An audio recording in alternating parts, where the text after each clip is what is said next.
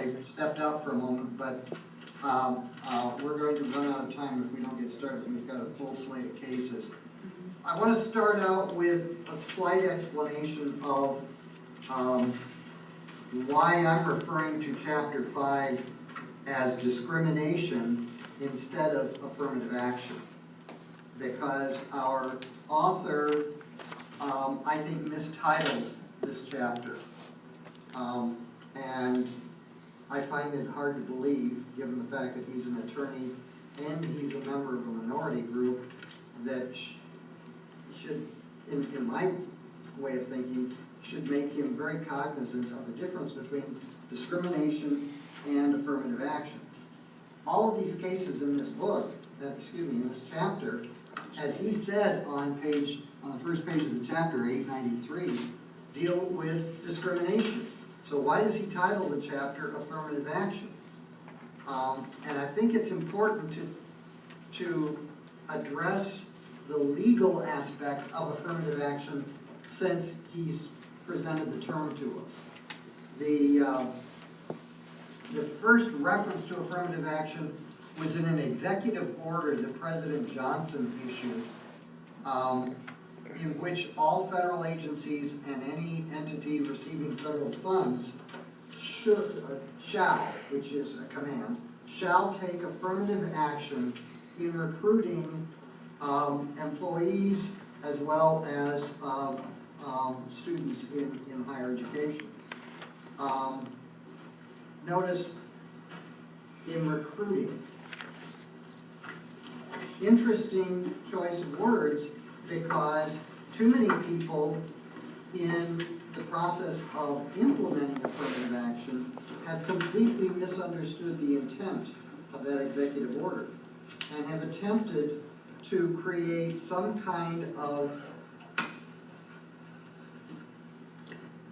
selection, whether it be for employment or college admissions, to basically ensure that there would be equitable opportunities, which, if you're not careful, takes you down the road of establishing quotas, which are unconstitutional, as several cases have addressed, including the cases that we have heard in here, Bakke and Hopwood, as well as the case that I presented for you, the Greta Bollinger case. But the whole purpose, again, of President Johnson's order was to encourage employers and institutions to actively recruit, affirmatively recruit members of protected classes, women and minorities. And the reason for that, because by that point in time, we were way past Brown v. Board 1 and 2, as well as the Civil Rights Act of 1964. But the problem of equal opportunity still existed because many minorities believed, and probably rightly so, that they would be discriminated against, so they didn't even bother to apply to predominantly white institutions or agencies that were hiring. So the affirmative action that President Johnson was expecting should have made sense had people understood it, but they didn't. And so consequently, what has unfortunately happened is that the term affirmative action has gotten a bad name, particularly among conservatives who are opposed to quotas, rightly so, but many of them are also opposed to equal opportunity, as the folks at the Southern Poverty Law Center could easily explain for you, because they've been tracking resistance to equal opportunity for many years. So suffice it to say, what we're going to hear tonight are cases that are strictly confined to discrimination.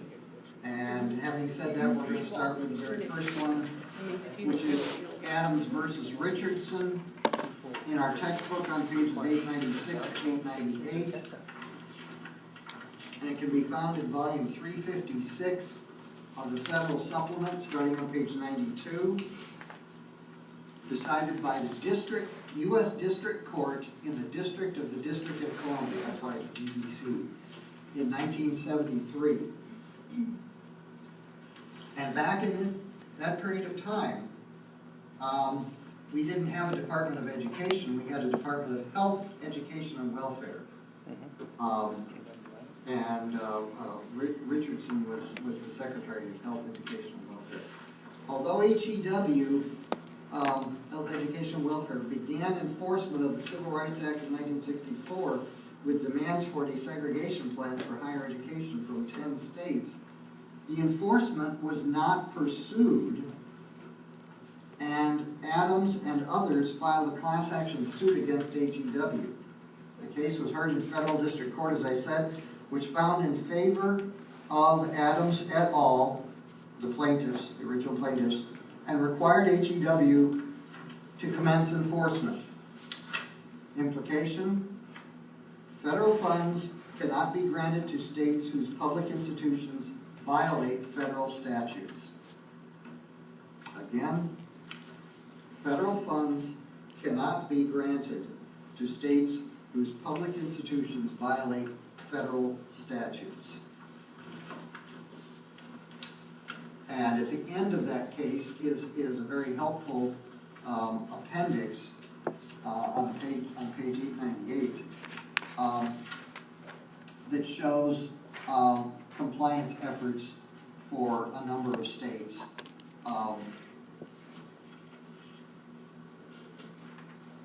Relating to the Department of Health, Education, and Welfare's efforts to ensure that those states comply with the law. The case didn't go away, however,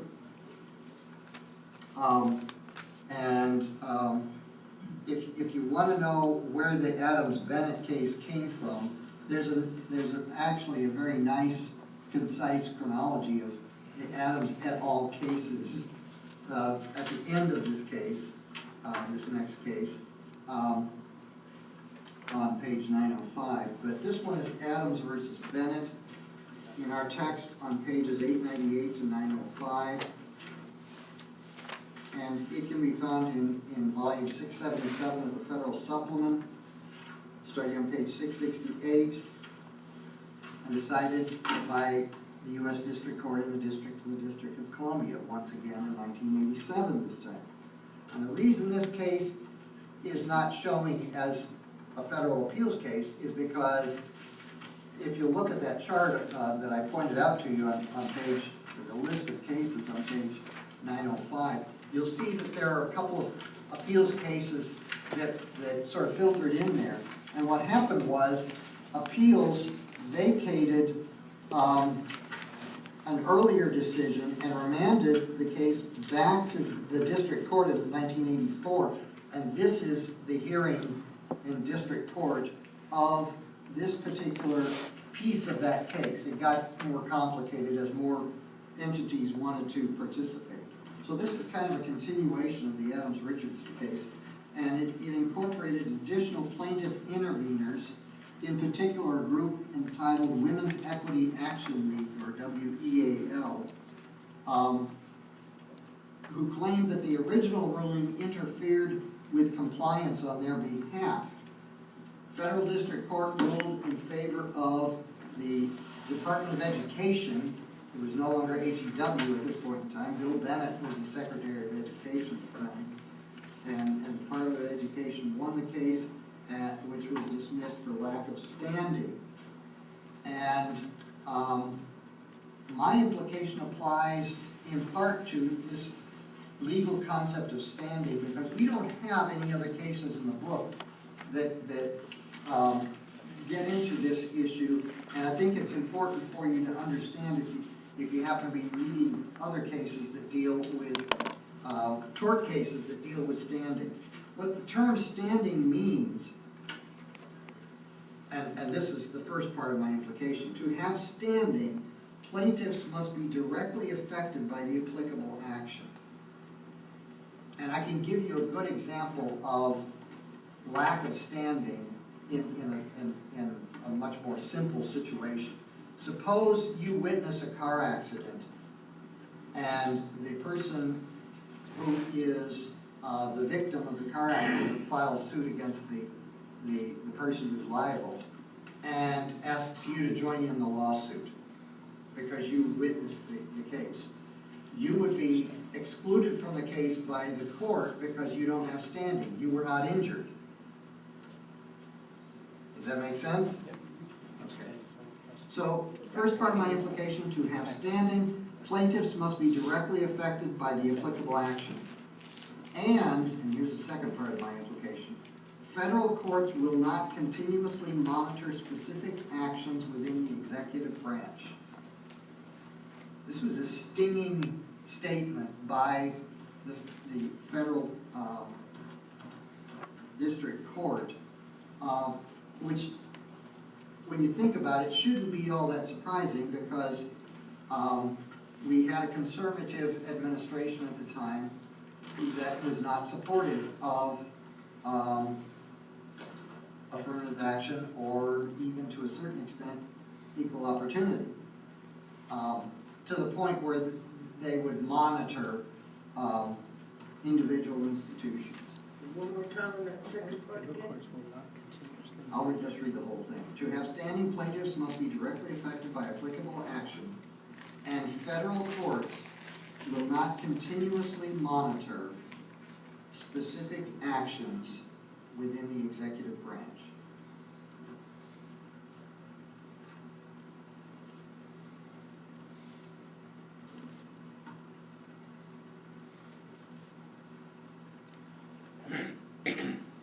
Now the next case has some history applied to it as well, so I'm sure you'll pick up on that as we proceed. The first one being Geyer versus Blanton in our textbook on pages 906 to 913, and it can be found in volume 427 of the Federal Supplement, starting on page 644, decided by the U.S. District Court in 1977.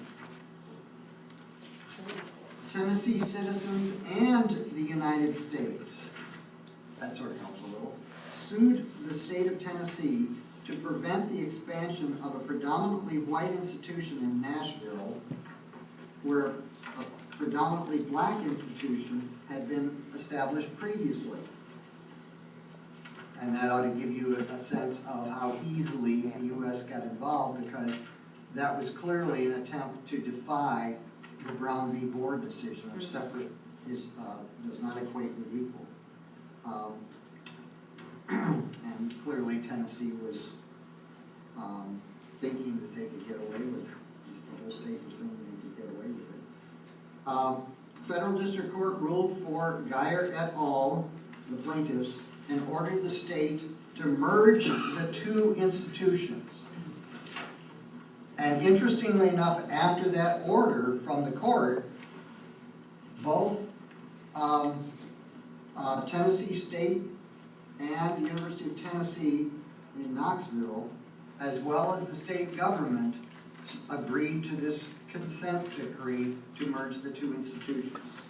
So the implication here is facilitating the maintenance of segregated institutions is unconstitutional. Sort of reiterating Brown v. Board over 20 years later.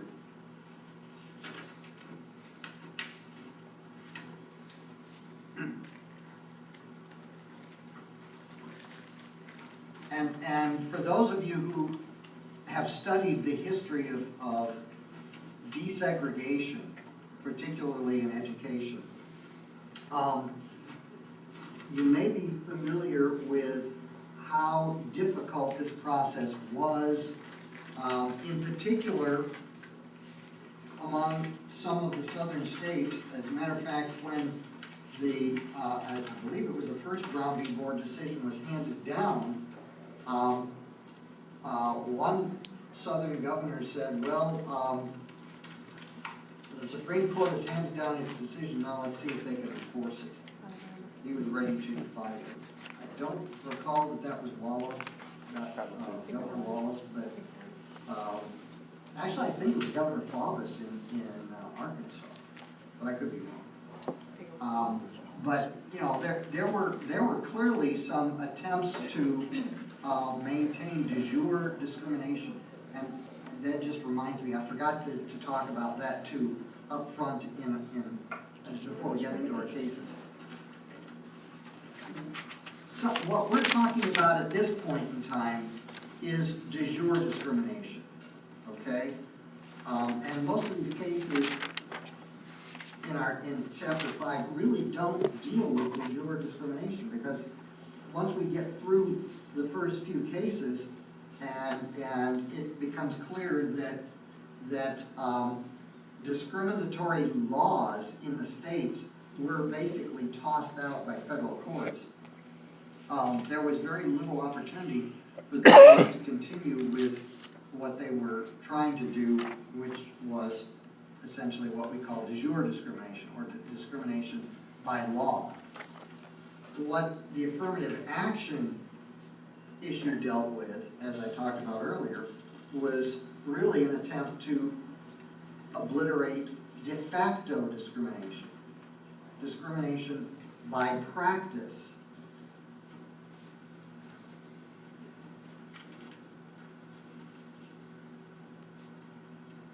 So please don't get confused between the two kinds of discrimination. In the Geyer-Blanton case, we're talking about de jure discrimination. And once that consent decree was signed, that eliminated the de jure discrimination. But interestingly enough, the United States government was not done with this case. Yes, question? Yeah, yep, we just want to make sure we've got it right. So de jure discrimination is by law, and de Yes. facto is by practice. By practice. Okay. I had that wrong. Yeah, we had it backwards. And while de jure discrimination has in fact been eliminated, and our cases in Chapter 5 pretty well demonstrate that, de facto discrimination is impossible to eliminate, because in many instances nowadays, de facto discrimination continues because it's in people's minds. You know, you cannot prove that someone discriminated against an employment applicant based on race or something else, but that may very well have happened because in the mind of the person making the decision, that could very well have been the thinking process, and the decision was presumably based on something else. But those decisions can easily be toyed with. And that's why eliminating de facto discrimination is so hard. Questions? The implication of Geyer-Blanton, once again, facilitating the maintenance of segregated institutions is unconstitutional. Yeah, it talks about de jure discrimination on 919 on the bottom of number 3. But that's in the Geyer-Alexander case, which we're about to get into. Geyer-Alexander is a continuation of the Geyer-Blanton case. It's in our textbook on pages 913 to 922, and it can be found in volume 801 of the Federal Reporter second series, starting on page 799, decided by the U.S. Court of Appeals in the Sixth Circuit in 1986. Different administration from the previous one. 9 years later, we have different administration in Washington. So in this case, the United States government resisting affirmative action procedures in Tennessee, as well as elsewhere, sought to prevent the consent decree that resulted from Geyer versus Blanton and appealed the case to the U.S. Court of Appeals. Alexander was the, Lamar Alexander was the Secretary of Education at the time. Interestingly enough, Lamar Alexander was from Tennessee too. So maybe he had a vested interest in the case to begin with. Federal appeals, interestingly enough, affirmed the district ruling for Geyer et al., the original plaintiffs. And this was, I think, a surprise to the U.S. government.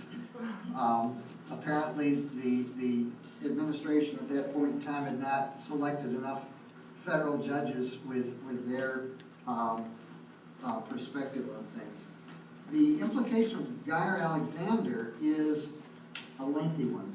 Because the consent decree imposed no obligations on the United States government, and the decree was agreed upon to correct past injustices, such action does not discriminate.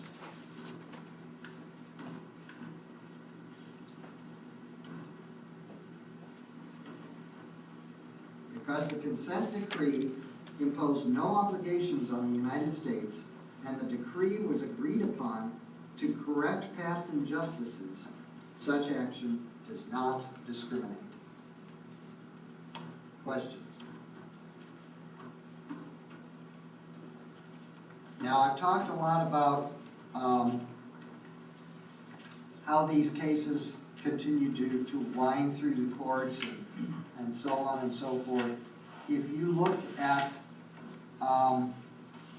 the end of this case, or after this case, there's a chronology that our author has given us from pages 923 to 925 that gives a nice summary of a number of these cases. And the Geyer case, the original Geyer case, finally was over with in 2002. Oh, my. Began in 77, finally done in 2002. And, I might add, in 2007,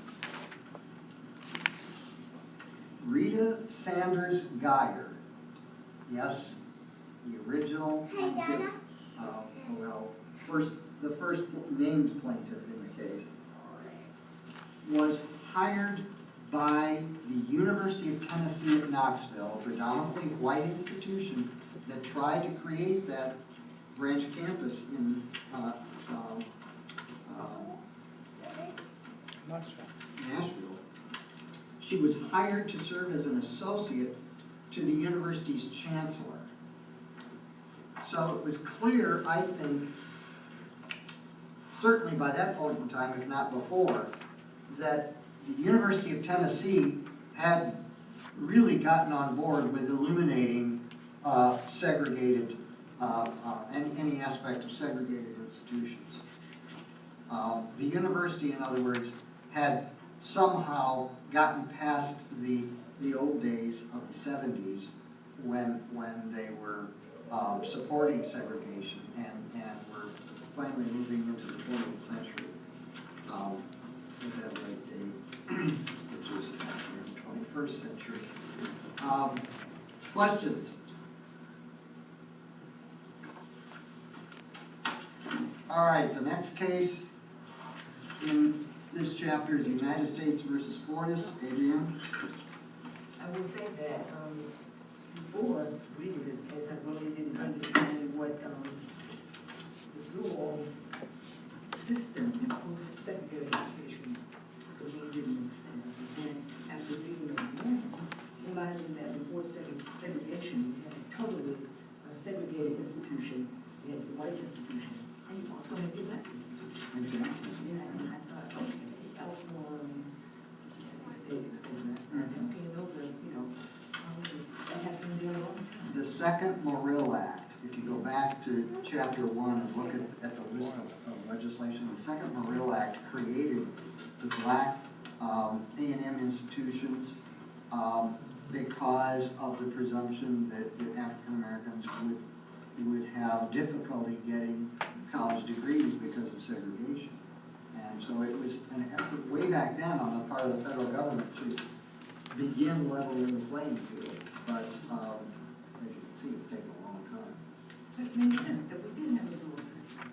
Oh, We yeah. didn't think about it, you know. Oh, yeah, we, not only a dual system in terms of race, but a dual system in terms of gender. And College Station was an all-male institution, Oh, yes, that's true. which is why the state created Texas Women's University. That was supposed to be the corresponding school for females.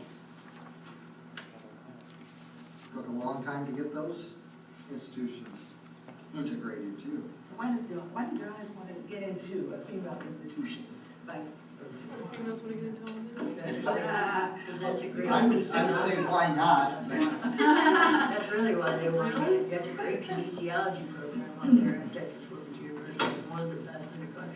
Really? Yeah, so men who want to study kinesiology go there. also as an I outstanding get it, person. common sense, Yes. I get it, As but well. it's not equality.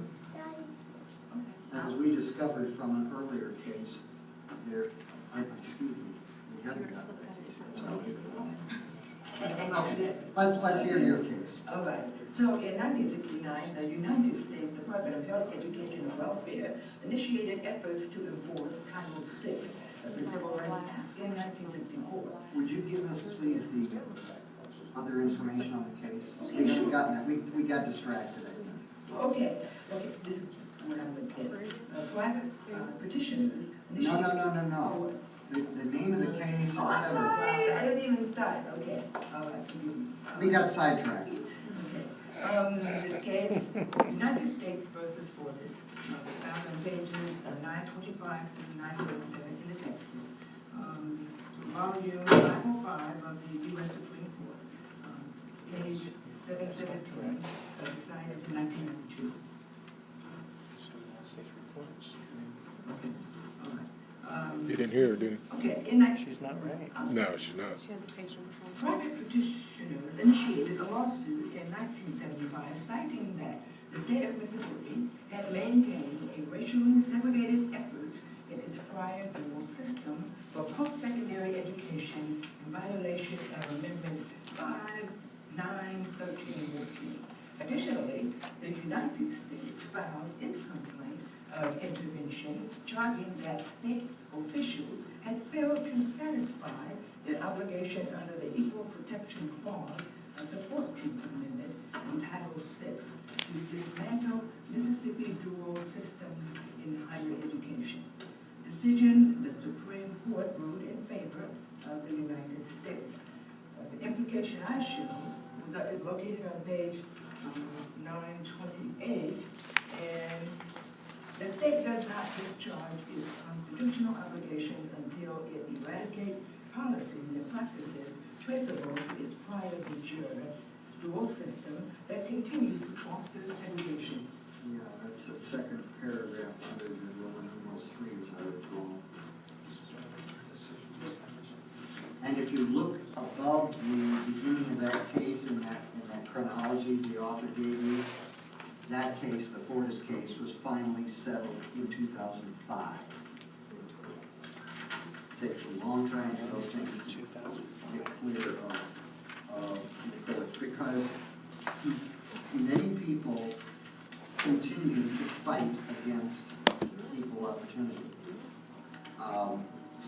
You might think that once the Hopwood case was overturned by Gardner Bollinger, that we were done with Texas, UT Austin cases over affirmative action. That's why the Fisher case went all the way to the Supreme Court, and it's going back through the system again.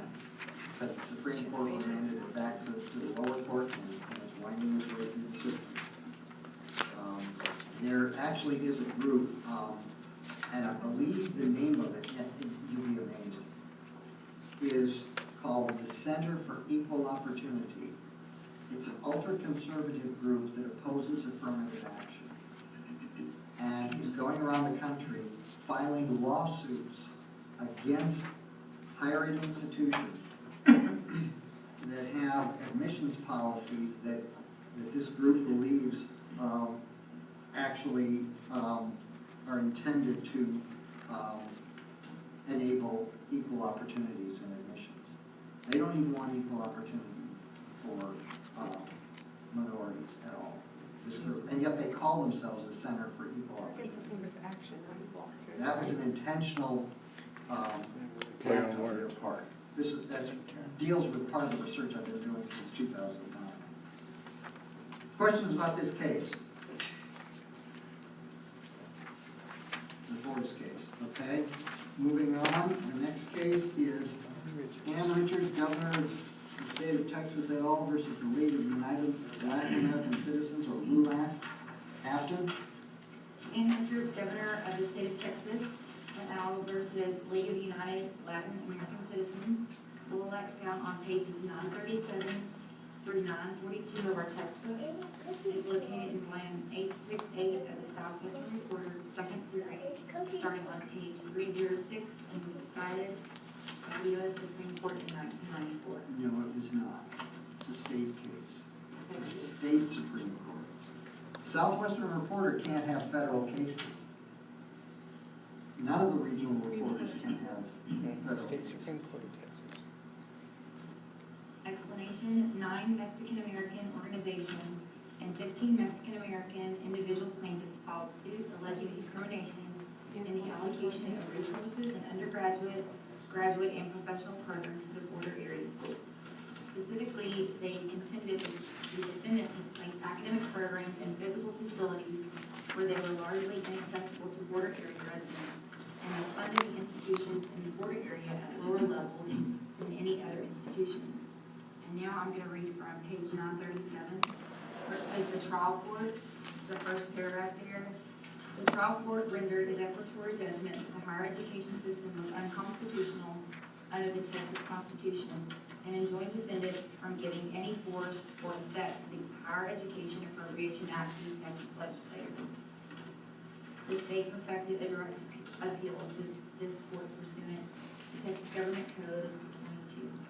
The court's reversed the judgment in the trial court and rendered judgment in favor of the defendants and Richards, Governor of the State of Texas. Implication of the ruling for higher ed, and now I'm reading from 941,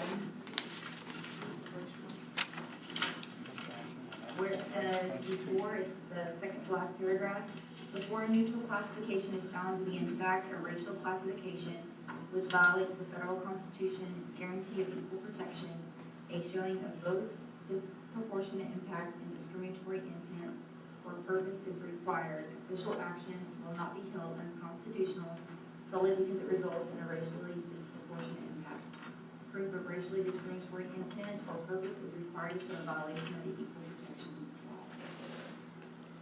I've got a shorter implication, which interestingly enough mirrors a U.S. Supreme Court decision in a K-12 case a few years prior, San Antonio versus Rodriguez. In this decision, the court was essentially stating that regions of a state are not necessarily confined to one race or ethnic group or another. And if you look at the statement that Afton read for you, pulled directly from the case text, it basically says that, but you have to really digest it to boil it down to what I'm trying to say in simple language. And what's fascinating is that while that statement really is true, that regions of the state are not necessarily confined to one race or ethnic group or another, entirely confined, that is. The predominant population in the valley, we're talking about the Rio Grande Valley, which is the area that was involved in this case. And I remember this case because I was here at the time when it was appealed to the state Supreme Court. The population down in the valley was predominantly Hispanic, and so there really was a problem in terms of funding higher ed institutions in the valley. And Ann Richards was actually not opposing funding those institutions at a higher level. but the legislature was. And so, this case was intended to, push the legislature to be a little bit more, not generous, but recognize the necessity for more equitable funding, which did happen after this case started winding through the courts. And interestingly enough, what resulted was that the higher ed institutions in the valley began to grow at an exponential rate because they were finally being funded sufficiently to meet the needs of the student sector. Questions? Next case in this chapter is Mississippi University for Women versus Hogan. Brittany has that case, and I believe she gave that to you. Okay. Mississippi University for Women versus Hogan is found in pages 943 to 947 of our textbook, and also be found in volume number 458 of the United States reports, starting on page 718. It was decided by the United States Supreme Court in 1982. Hogan, male student, was denied admission to Mississippi University for Women's Nursing Program on the basis of gender. Hogan alleged violation of equal protection. The Supreme Court decision was ruled in favor of Hogan. The implication: a state may not preclude one gender or the other from participating in a unique educational environment solely on the basis of gender.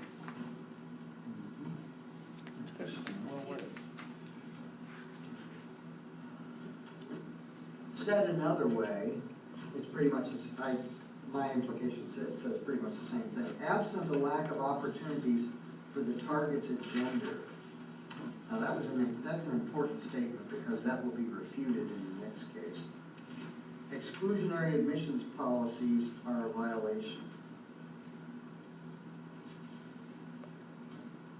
Apparently there wasn't a school of nursing for men in Mississippi at the time, which is why that first part of that implication becomes sort of important here.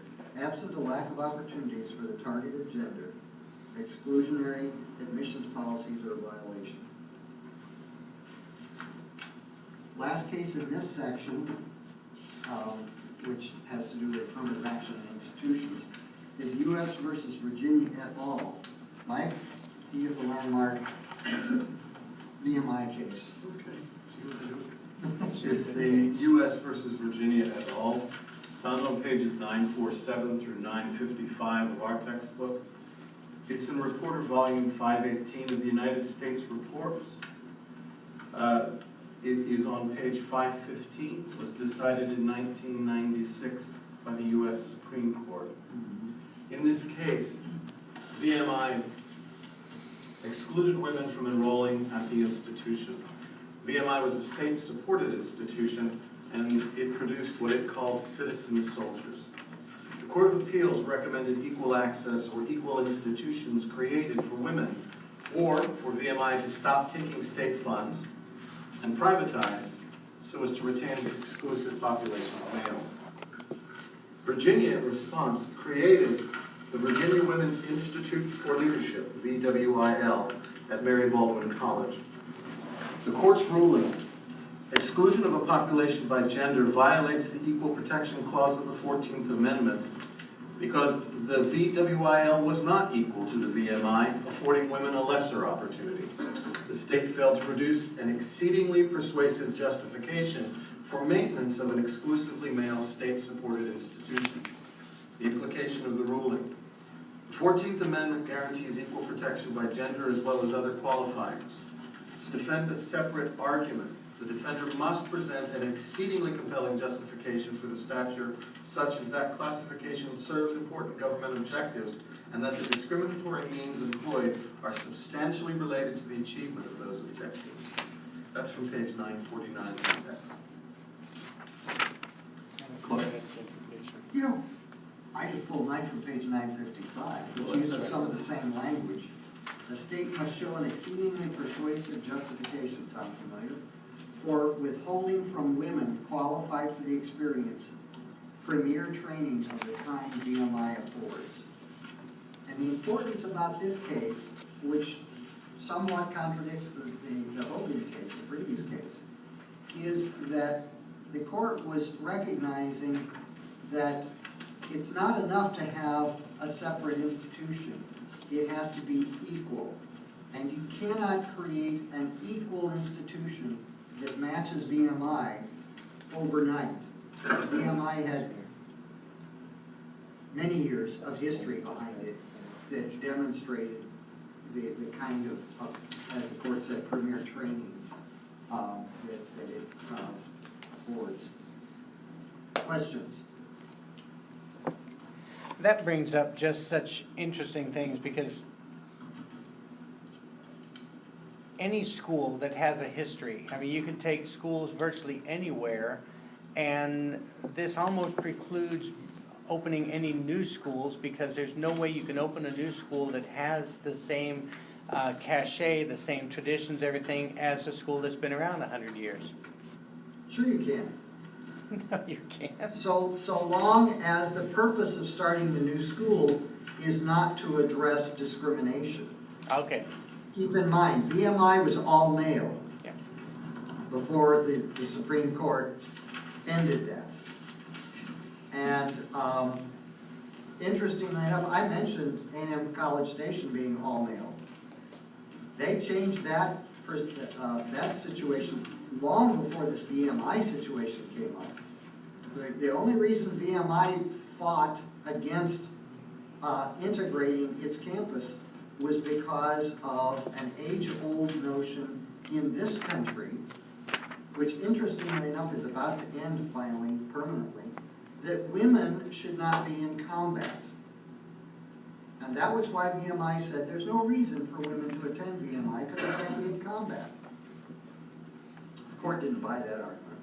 But now we're about to see the U.S. military change its longstanding tradition of keeping women out of combat, even though, technically speaking, women have been in combat situations for some time. Be that as it may, it's now going to be a blanket kind of situation. True. Now, Yes. question that brings up, why then are the 13 all-women colleges in the country allowed to still operate as women only? My guess, they're private. Private institutions can do what they want, including discriminate, so long as the discrimination is not egregious, like we saw with Bob Jones University. And so keeping all men out of a women's school, I mean, Is that egregious? that's not egregious? Back when I was a student, a young man, it's like, gosh, I thought that would have been a great place to go to school. Sorry, but just one of those things. The odds would have been wonderful. Take a look at the prep schools back east. Many of them are single-sex institutions. And they're convinced that that makes their education much more sound than the public schools, but they're all private. Yeah. Well, it definitely adds to the focus. Yeah. No distractions, right? Exactly. I don't know, there's one in my hometown, and I don't think I can. Okay. Transgender. All right, let's move on. Next section of this chapter deals with affirmative action on students, so we'll get primarily admissions issues here. The first case in this section is Lucy versus Adams. Linda? Lucy versus Adams, found on pages 956, 957 of our textbook, is found in volume 224 of the federal supplement, beginning on page 79, and was decided by the U.S. District Court in 1963. Lucy and other African-American applicants have been denied admission to the University of Alabama repeatedly on the basis of race and color by Herbert Mates, who was then the dean of admissions, where the court found that they had been denied admission to the university solely on account of their race and color. The District Court of Northern Alabama and the U.S. Supreme Court in 1955 ordered Mates and the university to allow students to enroll and pursue courses of study at the university. Afterward, in 1961, Mates resigned, and the order was enforced with Adams as the new dean. Adams filed a motion to vacate the order, stating that the decision was intended for the previous dean, Herbert Mates. In this case, Lucy and others have filed a motion to reinstate the order and restrain the respondent and others from denying the petitioners the right to enroll and study at the University of Alabama. Decision. The court finds for Lucy and reinstates the injunction to allow Lucy and Pollyann Myers the right to enroll and study in the school.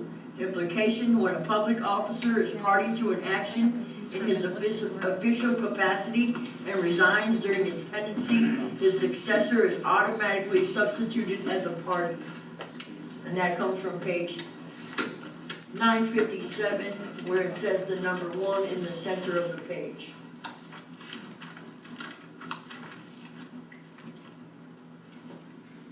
Yeah, this was a sneaky attempt on the part of an administrator to sort of squirm out from under the injunction of the original court decision. And any smart attorney probably would have told him, that's not going to apply. Well, I think it was just the climate of the South at the time. But it certainly was. It You're was right. definitely the climate of the South. Yeah. And I was a little kid during those years, but it definitely was definitely the climate. Oh, yeah. I mean, when you've got a governor standing in front of a university door preventing the admission of African-American students, That was Wallace that time. yeah, you're going to see others act as though they have the authority to be just as eager in their discriminatory acts. Maybe that's why somebody shot him later on, right? No, I He don't was the think guy that. who was shot, right? That Wallace was shot, but interestingly enough, the fellow who shot him, I think, was annoyed that Wallace had actually modified his position. Maybe Because the so. fellow who shot him was a far-right reactionary. Questions? So was that the implication of page 957?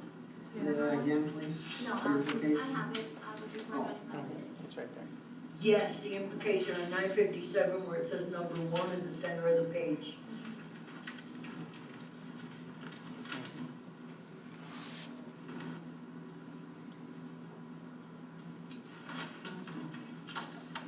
Another way of saying it is a prior injunction binding upon all those connected with the university by knowledge of such decree. Okay, moving on. Gonzalez versus Southern Methodist University is our next case. Don? Sorry, I was writing. Sorry about that. Okay, Gonzalez versus Southern Methodist University. Found on pages 958 to 959 of our textbook, is located in volume 536 of the Federal Reporter, second series, starting on page 1071, and was decided by the United States Court of Appeals, Fifth Circuit, in 1976. Guadalupe Gonzalez, a Mexican-American student, applied to the School of Law of Southern Methodist University. After a review of her applications, which did not meet application standards based on undergraduate grades and LSAT scores, the SMU admissions department further reviewed her. Are you all right? Wait, Don? Yes. If you don't mind starting over again. Not a For bit. some reason, you froze up and we lost you. No problem. Be glad to start again. You watch the screen just in case they wave and they can't hear me anymore. I was looking because it was quiet. Well, when we saw nobody was moving, we knew there was a problem. Okay, not a problem. Okay, starting over. Gonzalez versus Southern Methodist University, found on pages 958 to 959 of our textbook, is located in volume 536 of the Federal Reporter Second Series, starting on page 1071, and was decided by the United States Court of Appeals, Fifth Circuit, in 1976. Guadalupe Gonzalez, a Mexican-American student, applied to the School of Law of Southern Methodist University.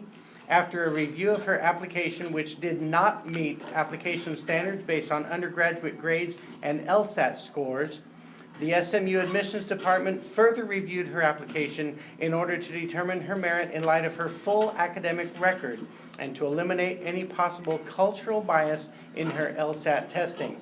She was found to be lacking and was denied admission.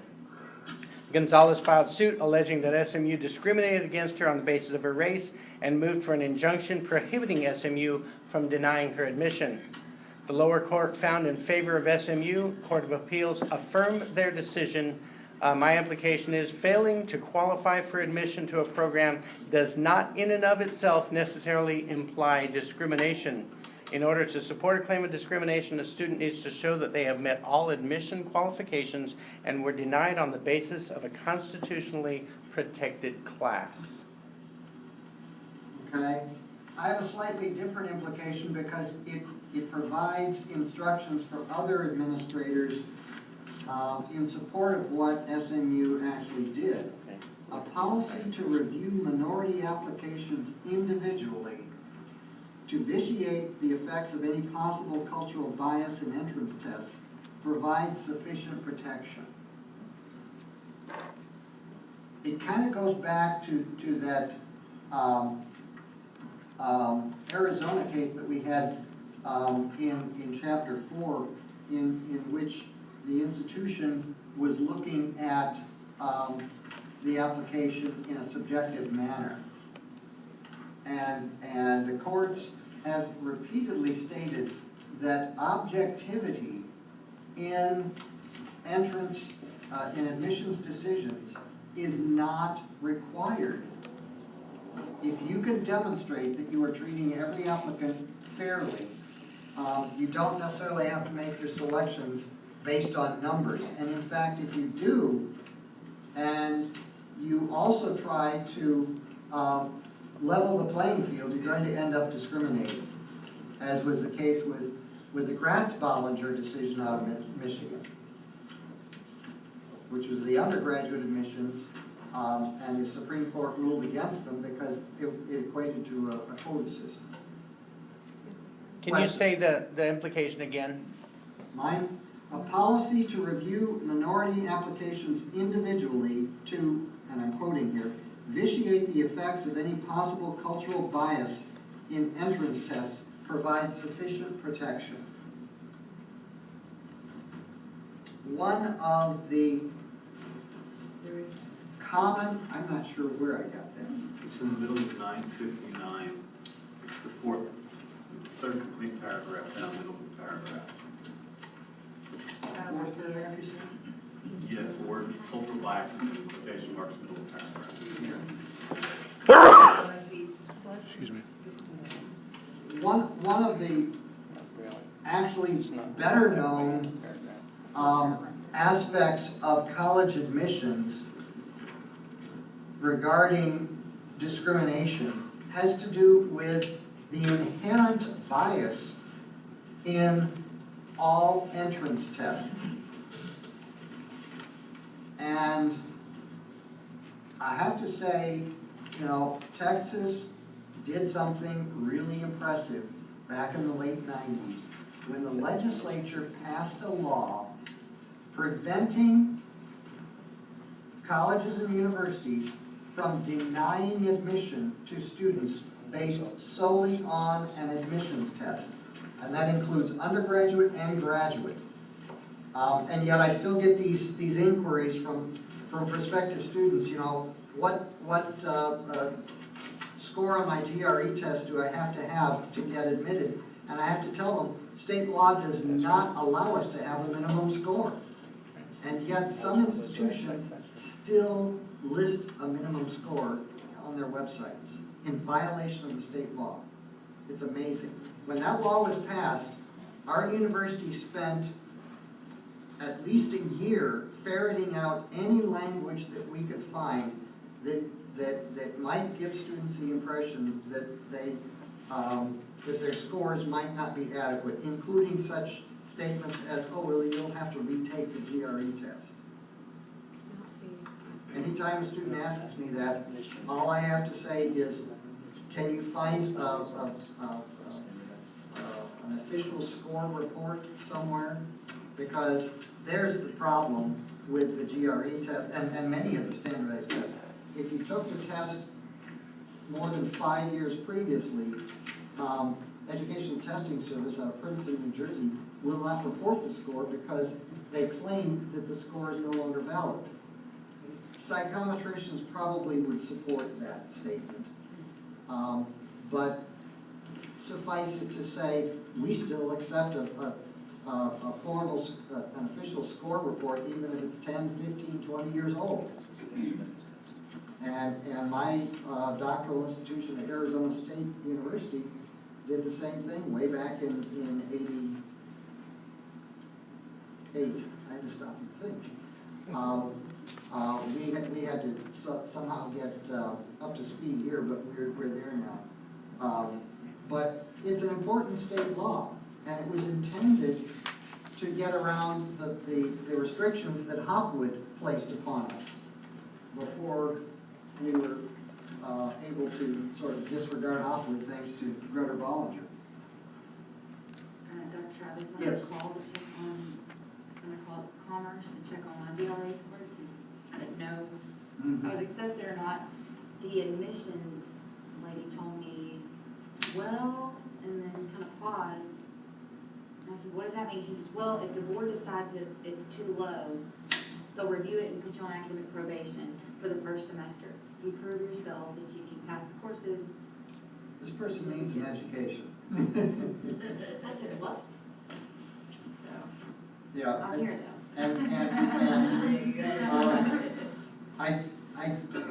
It's not really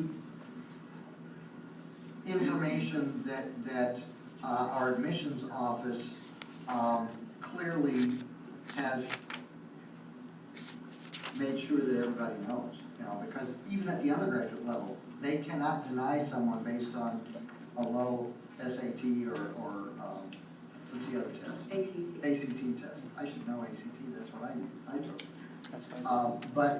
And that's We the got- institution? That's every public institution in the state of Texas.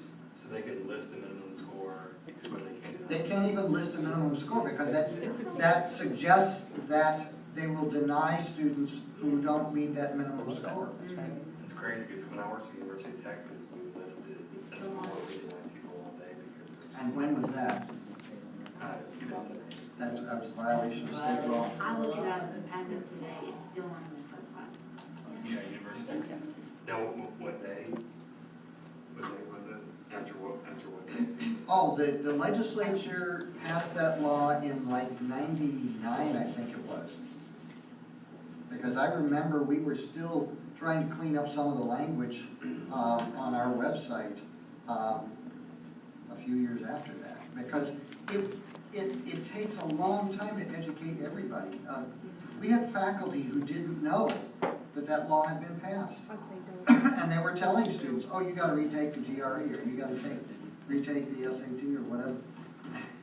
And when I served as assistant graduate dean from 05 to 08, I had to actually instruct faculty what the state law read, because they didn't know.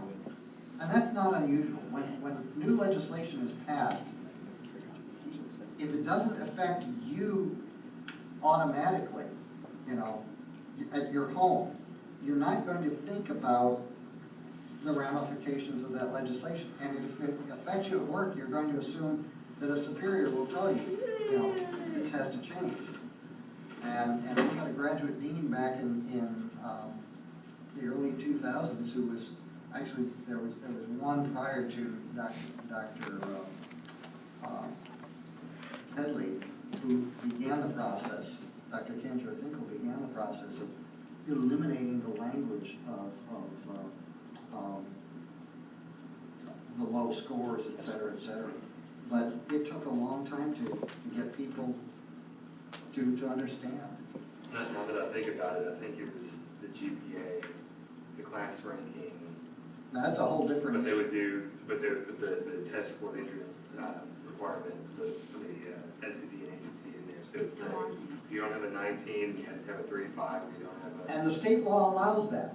a, okay. so that's what- The way the state law is worded, you cannot reject an applicant based solely on a standardized test score. You can use the test score along with several other qualifying items, but you cannot use the test score all by itself to make the decision. Does that, from how you're saying this, I trust this applies to all graduate schools, so it applies to med schools also, they can't put a minimum MCAT? Public institutions, Okay. all public institutions, yeah, in Texas. Mhm. So if it says, just to confirm, one of 3 ways you can be accepted to this college, and SAT, ACT minimum scores are posted, it's acceptable, because it's listed with 2 other. Yeah, and the way that, that kind of wording suggests that an admission decision will be in your favor with a high enough score. Interestingly enough, that doesn't run afoul of the legislation, because the legislation is worded, you cannot deny someone admission based solely on a standardized test score. Does that mean you can admit someone based solely on a standardized test score? Of course. If someone comes in with a high test score and you say, oh, well, we're admitting this person. Okay, so long as you are not, if you only have 2 slots to fill, so long as you are not then disqualifying someone else because of a lower score. So you have to be careful of that too. Questions? Say that. Moving on, the next case is Tegary versus. We've determined New there's a Mexico lot, oh, I'm sorry. I'm sorry? I apologize interrupting you. I just said, we've determined there's a lot of ways we can go to jail. State. Well, yes and no. Because what we've discovered over the years since that legislation was passed, the state of Texas doesn't enforce it. Oh, really? They don't sanction institutions that are still doing that. They don't enforce it until I do it. The coordinating board probably has the authority to enforce that law and may actually send reminders to institutions, although I've not heard of that.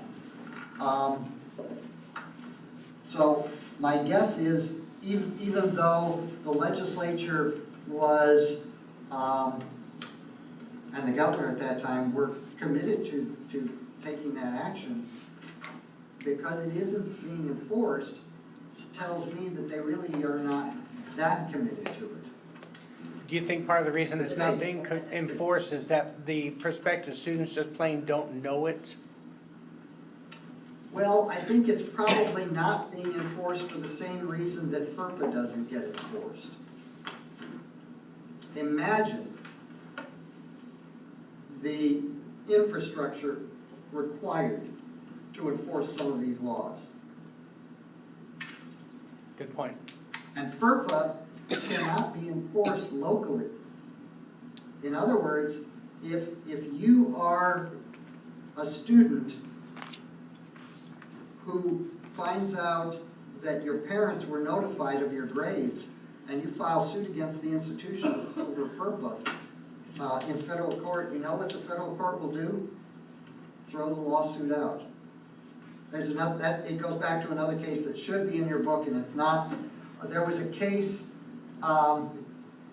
actually it was a case involved, well, there was a FERPA case, I've lost track of it now, but there was also a case dealing with the Americans with Disabilities Act. And an individual filed suit in federal court, and the federal court said individuals do not have the authority to enforce the Americans with Disabilities Act. And so if individuals don't have the authority to enforce it, and you file in federal court and they throw it out, then it's really an unenforceable rule. Who enforces it? Well, it's a law that is not being enforced, essentially. Or then who would have to bring suit? And yet, the federal government does enforce ADA. Just ask any one of you, the disability coordinators on campuses, they know full well the federal government is paying attention to what they're doing. But what they're saying is that individuals don't have that right to enforce the law. So who then, if an individual goes to federal court to get the federal court to enforce it, and the federal court throws it out, they won't do it, is this one of those cases where really the only way it's going to get enforced is if the federal court system decides to come down on a school for what it perceives as violations? No, what the federal courts have decided already is that it's up to some federal agency to take care of it. Like, for example, FERPA has to be enforced by the Department of Education, DOE, not by okay. the courts. Okay, got it. Yeah.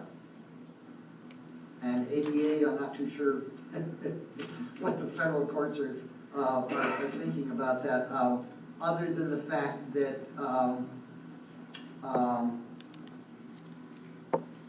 Health and Human Services, I guess, would be the agency that would be expected to enforce ADA. And like I say, the federal government does check up on compliance with the federal laws, the ADA.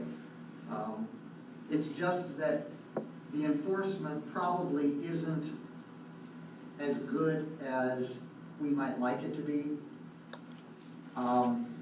And there's an interesting example that occurred on our campus. We have a ramp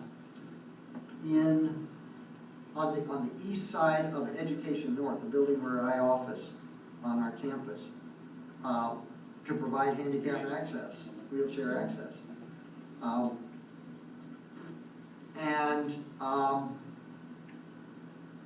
When they were doing some renovations on the building, that ramp was blocked at a time when students were on campus. That's a violation of ADA.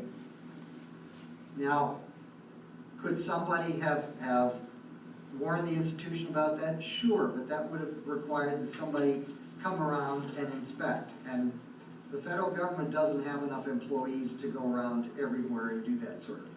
So they leave it up to the institution to verify that they're taking care of those kinds of A lot of things. IRS re-signing. And it's probably not an ideal system, but one of the discoveries I've made over the years in education is that most of us working in educational institutions do care about individuals and will make sure that the federal laws are complied with to basically ensure that individuals are taken care of.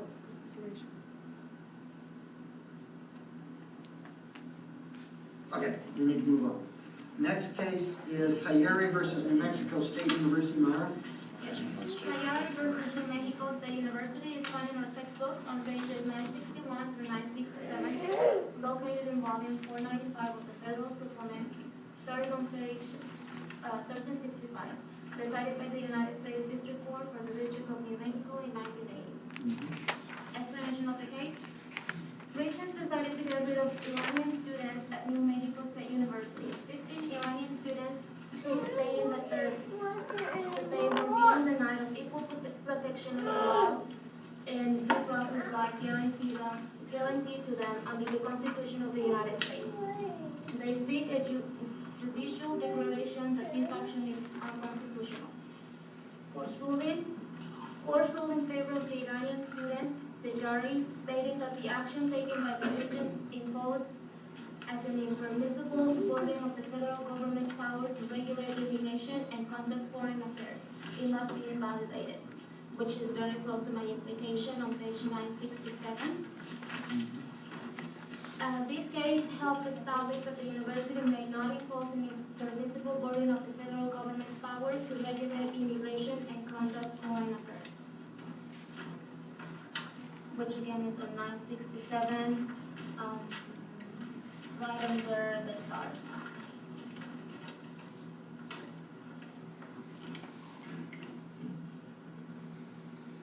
It goes back to the balance of powers principle in the Constitution.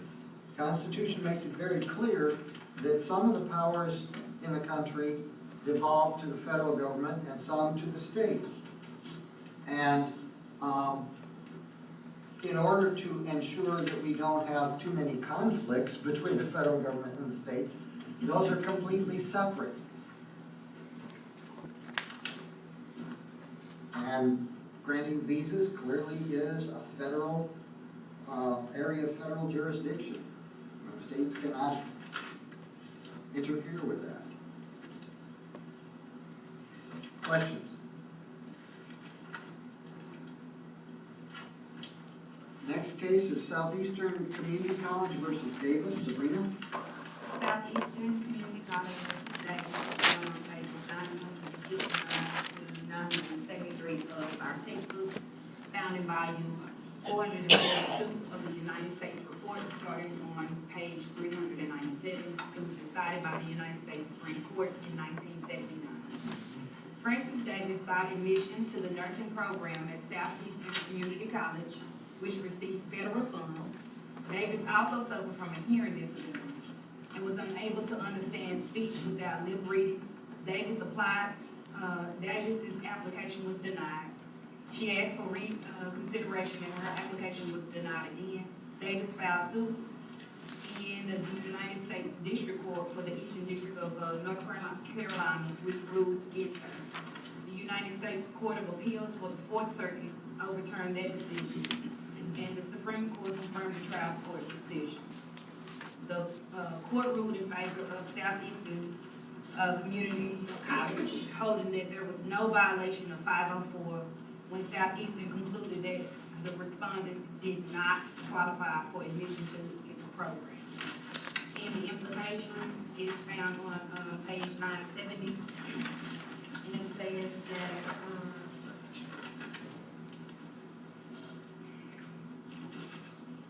Section 504 requires only that an otherwise qualified handicapped individual not be excluded from participation in a federally funded program solely by reason of his handicap, indicated only that mere possession of a handicap is not a permissible ground for assuming his inability to function in a particular context. And if that sounds confusing, I've got a simpler one. An educational institution may, quote, require reasonable physical qualifications for admission to clinical training programs. It's not unlike a principle that we'll hear in the next section of this chapter, BFOQ, bona fide occupational qualifications. Because essentially what we're talking about here is not whether or not the student could complete the program with her hearing disability. The question is whether or not she could function in the profession. And if she were allowed to complete the program and pass the test, So a blind person couldn't find a she would be place. functioning in the profession. And that could be problematic, particularly if, for example, she were hired by a hospital and assigned to work in intensive care and didn't hear the alarm when the patient went into code status and the patient died. So hearing for nurses, at least back then, was considered important enough that they really had to restrict her from completing the program. Clearly, technology has assisted us in providing more reasonable, or providing accommodations that are now more reasonable than they would have been back then. Wasn't part You're of about to the, ask a question, Don? yes, sir, please. It wasn't part of the implication, though, the fact that she could not even successfully complete the hands-on part of the training in the program? Well, I mean, because it- the program the clinical training program relied an awful lot on being able to hear. That's true. I mean, I look at this Yeah. very much like a blind person deciding they want to go through flight school. Yeah, although it's not quite that scary. Well, It's close. I could take a blind person, put them next to me, and we could go out and go flying, and I could let them have the controls, but that will never make them a pilot when I get out of the plane.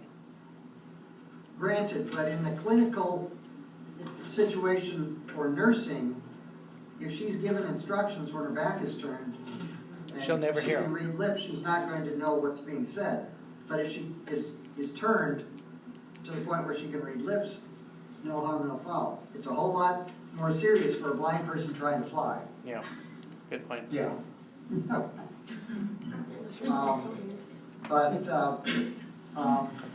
we'll go down that road a little more, in the next case, because I think it helps us understand some of the additional parameters. Pushkin versus the Regents of the University of Colorado. Pushkin versus the Regents of the University of Colorado is found on pages 973 to 977 of our textbook and is located in volume 658, Federal Reporter, Second Series, starting on page 1372, and was decided by the United States Court of Appeals, 10th Circuit, 1981. Background: Pushkin was a physician with multiple sclerosis, applying for a medical residency at the University of Colorado Psychiatry Unit. He was denied admission. Those in the interview committee justified their decision to deny him admission, stating that A, they were concerned with how patients would react to Dr. Pushkin. B, they felt Dr. Pushkin had not returned to his disability, and that would affect his ability to treat patients. And C, that he would not be able to handle the stress on the job because of his condition. And D, that he would require too much medical care to be able to satisfy the requirements of the job. The members of the admissions committee gleaned all this from a 45-minute interview with Dr. Pushkin. His therapist, Pushkin's therapist, however, offered testimony stating his belief that he would be able to handle the stress of the job. Decision, the 10th Circuit ruled in favor of Dr. Pushkin. The residency program had indeed discriminated against. Implications: students with disabilities may not be stereotyped in deciding whether they are otherwise qualified for such programs, but rather consider how each individual student can or cannot be appropriate. There's another really important aspect of this case that I included in my implication because it's what changed people's thinking. This decision is what changed people's thinking about what constituted handicapping condition. Most of what he said is also contained on page 974, the second paragraph. No otherwise qualified handicapped individual shall be excluded from participation in the program receiving federal financial assistance. But I added to that the other aspect of this case that is really critical, and that is, and debilitating diseases are considered handicapping conditions. Previously, before this case, that was not the situation. People with debilitating diseases were essentially being discriminated against. And this case brought that issue to bear and essentially expanded our scope of what is considered a handicapping condition. He lost, right? He couldn't practice medicine. Question? He could. That's a wide variety of different. Oh, you better believe it. Oh, you better believe it. Alcoholism is included. But he Yeah. could. Because he had nurses to do All kinds of whole things. patients, yeah. Okay. And you have to be cautious about that. Now, of course, if you don't know, if you aren't made aware of those conditions, it's not your fault. It's just like you as an instructor do not have to test or look for evidence to determine whether any of your students have a handicapping condition. The responsibility is on the student to seek assistance from the disabilities office, which then has a responsibility to contact you. You do not have any responsibility to get that information from the student. As a matter of fact, I believe you can get in trouble if you make assumptions about somebody's limitations. They have to, Absolutely, yeah, they have to Absolutely. self-declare those things. yes. Because one of the things I've discovered over the years is that some students with certain disabilities try their best to overcome them without any accommodations, and they have that right. That's in the law, that they have the right to refuse accommodations. Okay, we need to move on. Next case in this section is Arlen Bird versus Lewis and Clark College. Pat? Arlen Bird versus Lewis and Clark College, found on pages 977. Is your mic on?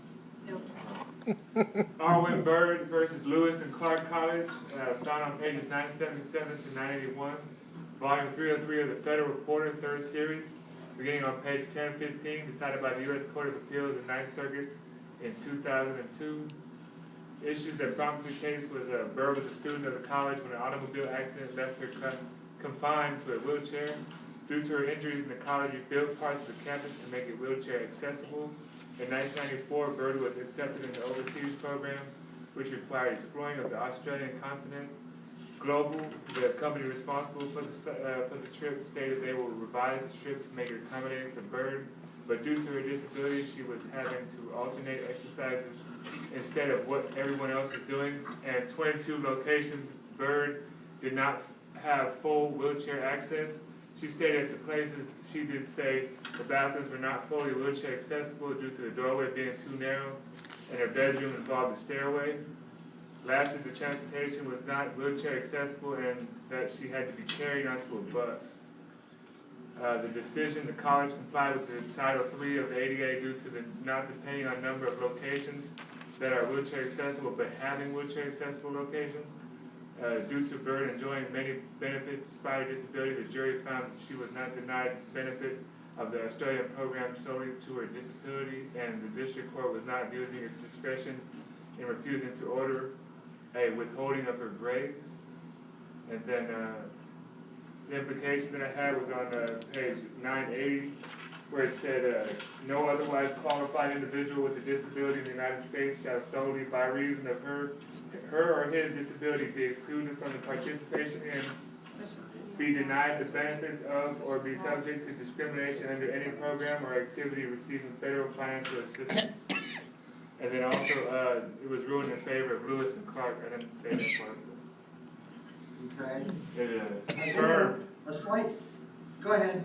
I was just going to say it affirmed the ruling in favor of Lewis and Clark. Yes. I think maybe a slightly better implication for looking at this case, because her argument was that she did not get sufficient accommodations, and the court said she did. So on page 981, their statement that I'm quoting here, I think is important. Compliance under the acts, referring to ADA, does not depend on number, but rather that a program in its entirety is readily accessible. And it goes back to what Pat was talking about earlier regarding the number of accommodations that she was provided. If you read the act, the ADA carefully, it's very clear. Reasonable accommodations shall be provided. That doesn't mean every accommodation is required. Look around at buildings that have been retrofitted with wheelchair ramps, They don't have a wheelchair ramp for every entrance. Why? Because the reasonable accommodation means only one is necessary. When we had a meeting in our, what is now no longer our student center, the old 3-story student center that has since been torn down, only the restrooms on the first floor were retrofitted for disabled students and disabled individuals in wheelchairs. And I was in a meeting on the 3rd floor, and a person in a wheelchair was complaining that the restroom wasn't wheelchair accessible. I didn't want to get into an argument with that individual at the time, but the person really had no real cause for complaint because there was a reasonable accommodation. There was an elevator that could take her to the first floor and where she could have access to the restroom. And a lot of that has to do with this aspect of reasonable accommodations, has to do with retrofitting older structures. But at the same time, it has to do with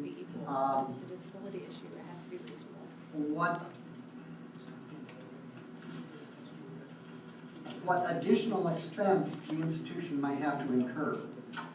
For example, going back to the hearing impaired student wanting to enroll in a nursing program, nowadays, she would have to be admitted.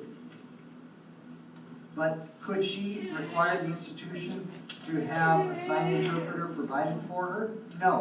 She would have to provide that for herself, because it would not be considered a reasonable accommodation to provide that kind of service for a single student. Okay? Clear? Clear as mud, right? All right, last case in this section is Russell versus Salve Regina College. Nathan? Russell versus Salve Regina College, found on pages 982 to 990 of our textbook. And in volume 649 of the Federal Supplements, on page 391. And was decided by the United States District Court in the District of Rhode Island in 1986. Background: Sherry Russell applied to and was admitted to Salve Regina College's nursing program in the winter of 1981, beginning studies in 1982. Due to her size, Russell frequently was used to model obese patients during hospital procedures and class lectures. Russell entered a contract with reporting her continuing to the nursing program intended upon losing an average of 2 pounds per week, yet was unable to meet the conditions of said contract. On August 23, 1985, Russell received a letter informing her that she had been dismissed from the nursing department and from the college. Russell alleges that denial of due process, unconstitutional interference with her respectable liberty and property interests, and handicap discrimination. The motion for summary judgment was granted in favor of Regina College on counts 2, 5, 6, 7, and 8. Real complicated case. But denied on counts 1, 3, and 4. And my implication is universities can decide to admit or deny a program, to admit or deny applicants to programs based on physical conditions. Okay. Except that I think what we need to focus on for this case are the counts of the case that she, the student, won, including breach of contract, intentional infliction of emotional distress, and invasion of her privacy. So my implication there, which comes from the top of page 990, although no independently actionable covenant of good faith or fair dealing exists in the university-student relationship, standards of behavior do exist which a university and an undergraduate can reasonably expect from each other.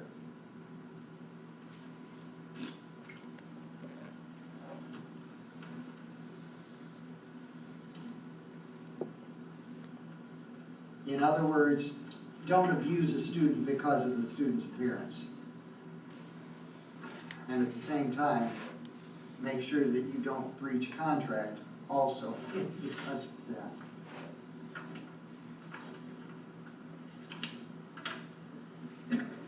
crying out loud, they admitted her.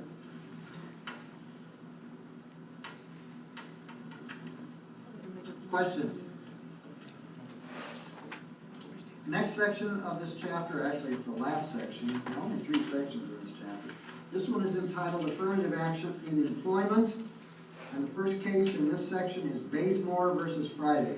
Maggie? Bazemore versus Friday, found on pages 992 through 997 of our textbook, is located in volume 478 of the United States Reports, beginning on page 385. The case was decided by the U.S. Supreme Court in 1986.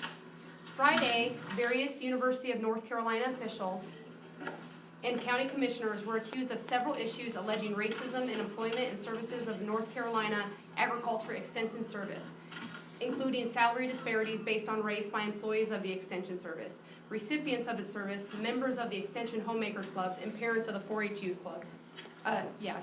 Youths.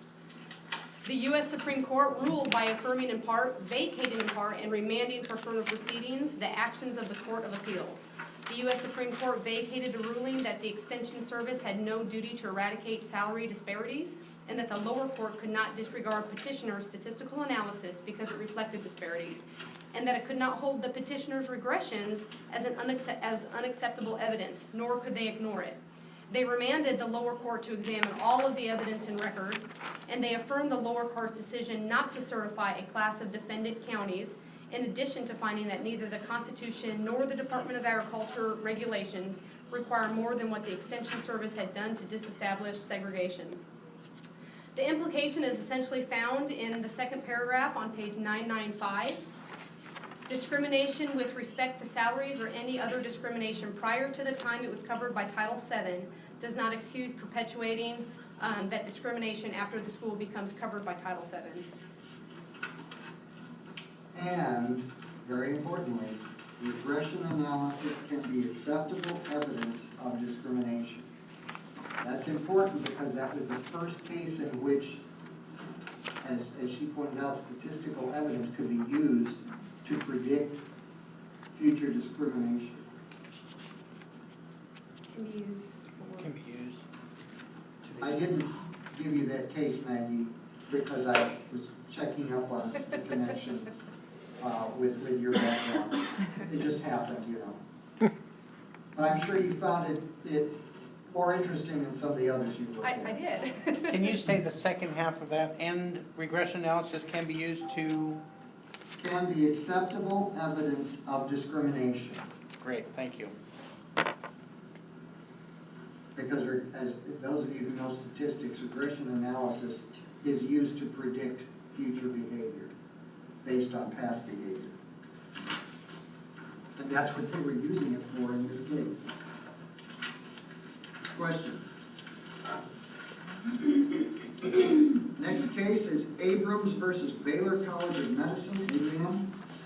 Abrams versus Baylor College of Medicine, found on pages 998 through 1007 of the textbook, volume 581, Federal Supplement, pages 1570, decided in 1984 in the Southern District of the U.S. Texas District Court. The subject, Abrams, a Jewish licensed physician employed by Baylor College of Medicine as an anesthesiologist who wanted to participate in a program entitled King Faisal's program, which sent participants on rotation to Saudi Arabia to practice in their medical facility, which would also enhance the physician's status. Extra money was given to the participants who was excluded from participation because of his Jewish faith. The decision, the court ruled in favor of Abrams. The court finds that Baylor cannot establish any bona fide justification for excluding Jews from the rotation program in Saudi Arabia. My implication, found on page 1005, the second paragraph,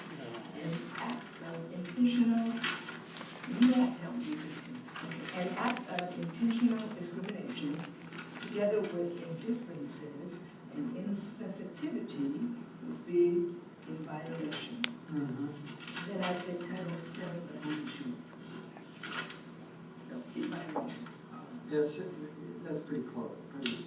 concise, yeah. Essentially what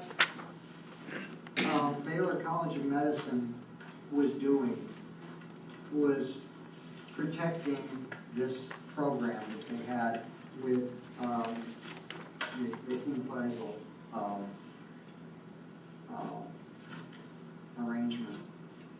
They didn't ask if the folks in Saudi Arabia would mind having Jewish doctors sent over. They just assumed that that would not be acceptable, and that's why they kept Abrams and another doctor named Lundy, who was also Jewish, out of the program. That's what the court considered to be the violation, because the institution was the discriminator. Not so. If they had asked the folks in Saudi Arabia, is it okay if we send Jewish doctors over? And the Saudi Arabian folks said, no, you cannot do that. Then the discriminator would not be Baylor College of Medicine. But there's another piece there too. Because as she pointed out, this was a lucrative rotation program. There was extra money involved. Anytime you involve the oil-rich Middle East, there's always extra money involved. So Baylor College of Medicine, had they inquired for the King Faisal program to see if they could send Jewish doctors, if they had been told no, Baylor College of Medicine would then have been obligated to find an equitable arrangement for the Jewish doctors. At the very least, compensating them in the same fashion that the doctors who went on rotation. That's not Baylor participating. But they didn't want to take that risk because they were afraid of offending the Saudi Arabians and losing the program completely. And instead, they lost a huge lawsuit. Question, and this is Yeah. actually from Maggie, but I'm going to try and word it. The fact that Baylor was participating in this program, especially if they had asked Saudi Arabia and they said, no, you can't bring Jewish doctors, would they then be participating in a discriminatory act by continuing that program with Saudi Arabia? When it's in violation of our laws at least, and yet they're receiving our money? Federal funds. Perhaps, but like I say, if they could, if Baylor College of Medicine could somehow compensate the doctors who were being denied by Saudi Arabia to participate in the program, that would let the college off the hook, I think. Not being an attorney, I could be wrong, but that's my perspective here.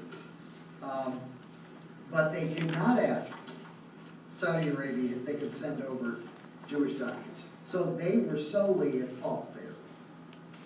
Did they take away? That's another good question. Well, I just know how Saudi Arabia is, you know. I'm just curious. I'll look it up myself. We personally, our institution has had some of our staff and faculty go over to a Middle Eastern country, I think it was Qatar. Yeah, In they were fact, paying for. I remember we went over there on 2 occasions. Yeah. She's retired now, but she did not have any difficulty getting access to make the journey over there. And this was for professional reasons.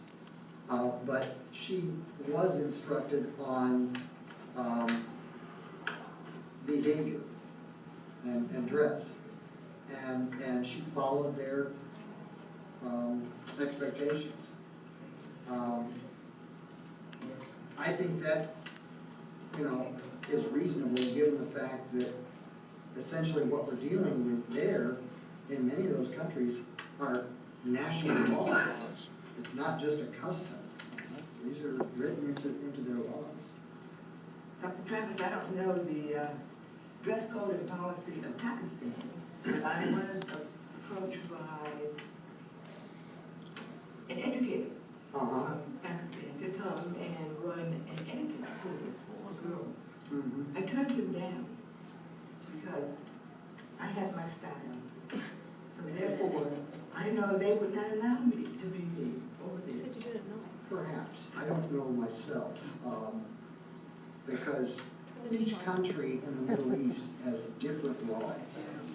Turn the news on, they're saying they don't know, they For don't understand about example, the the Middle East. United Arab Turn it on. Emirates is much more flexible than Saudi Arabia in terms of dress and behavior. I didn't want to take the chance. Otherwise, Furious 7 could never get filmed. We're not gonna go there. I mean, when I saw the film, I thought, wait a minute, this is not a Middle Eastern Well, it's country. liable. But they You allow them to, well, really you did can't, film over there. well, is that, they're grown adults, the university can't, they knew that issue. One of the Fast and Furious. Oh, Yeah.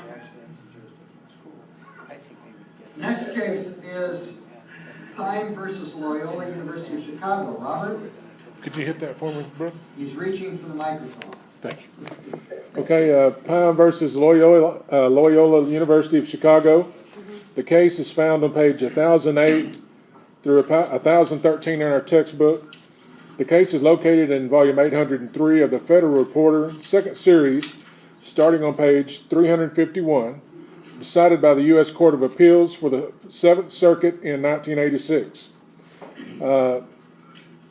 Action that prompted the case: appellant Gerald S. Pine brought suit against Loyola University of Chicago under Title VII of the Civil Rights Act of 1964 for religious discrimination in the hiring of tenure-track professors in Loyola's College of Arts and Sciences, Department of Philosophy.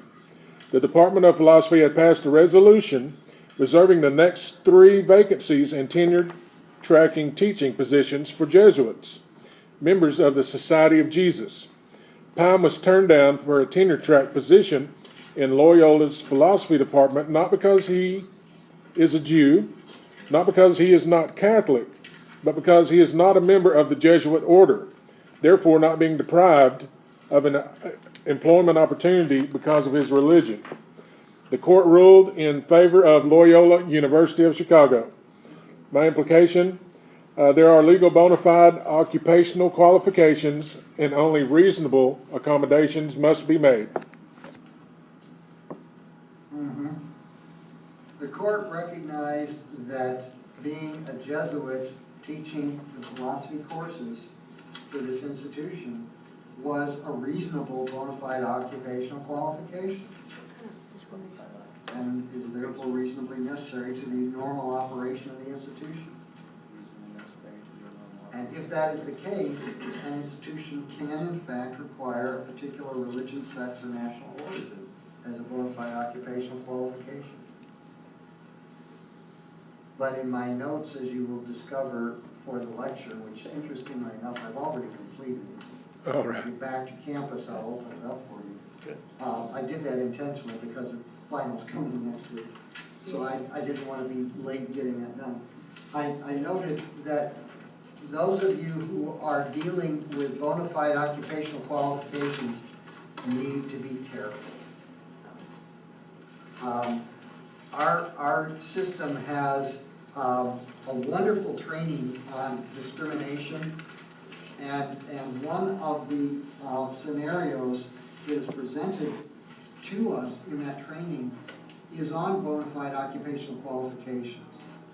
And I seem to recall that one of the examples has to do with an expectation that a truck driver must be at least 6 feet tall, which for most individuals would exclude women. And that actually was a real case. And the hiring agency lost it because the adjustable seats prevented the 6-foot requirement from being legitimate. So you have to make certain that your bona fide occupational qualification is not something that you think comes from custom and therefore must be included. It must be something that is sound,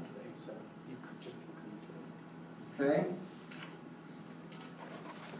It's interesting that you chose that one. I apologize, I'm dragging the class on, but the Navy's A7 had such a small cockpit that they went the other way. No pilot, male or female, that was over 5'7" could qualify to fly the A7 because you could not fit in the cockpit.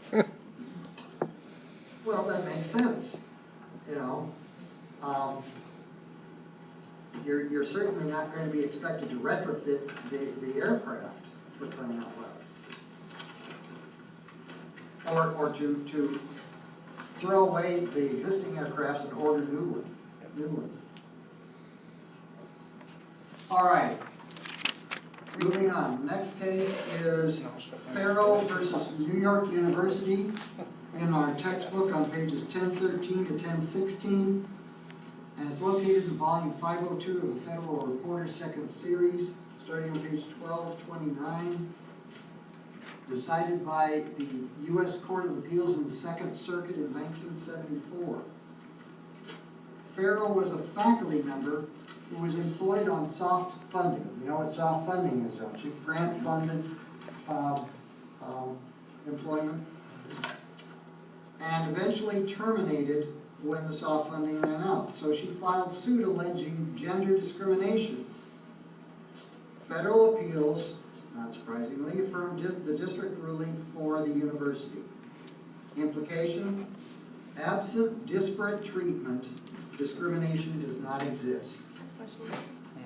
Absent disparate treatment, discrimination does not exist.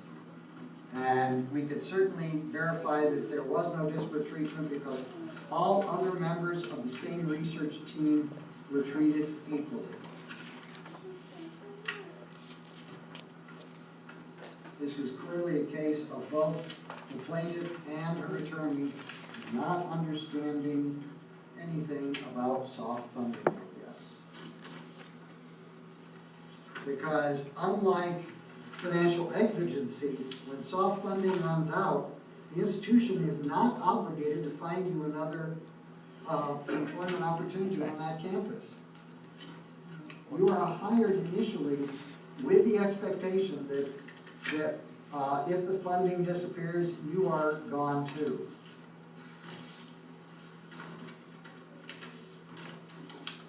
Next case is Mecklenburg versus Montana State Board of Regents in our textbook on pages 1016 to 1024. And aren't you glad you didn't get this? It is located in volume 13 of Employment Practices Decisions, paragraph 11,438, and was decided in 1976 by the Federal Employment Practices Court out of the EEOC. Mecklenburg and 4 other faculty members, Lowry, Kreibom, Klaus, and Pratt, alleged gender discrimination on the basis of promotion and salary discrepancies and filed a class action suit. The Federal Employment Practices Court ruled in favor of Mecklenburg, Kreibom, Lowry, and Pratt, but not Klaus, because she had no doctorate. And the implication is underutilization of a protected class is an indication of discrimination. Underutilization of a protected class is an indication of discrimination. Now, before I go any further, I need to talk about salary discrepancies on college campuses that are permissible. So listen carefully, especially those of you who only have experience with K-12 districts where they have salary schedules where everybody on the same experience level is paid equally. A full professor in history makes less on a university campus than a full professor in marketing. Why? Chemistry.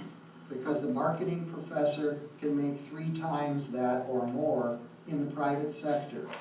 So in order to hire faculty in business, medicine, law, engineering, and a few other similar disciplines, institutions have to pay them more, or they don't get faculty.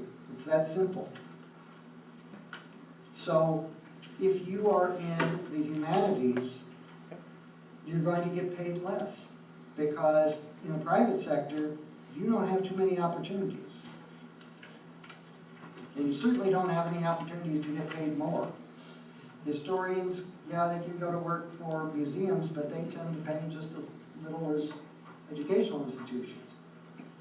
So, if you don't like the fact that you get paid less because of your discipline, it's because you picked the wrong discipline, I guess.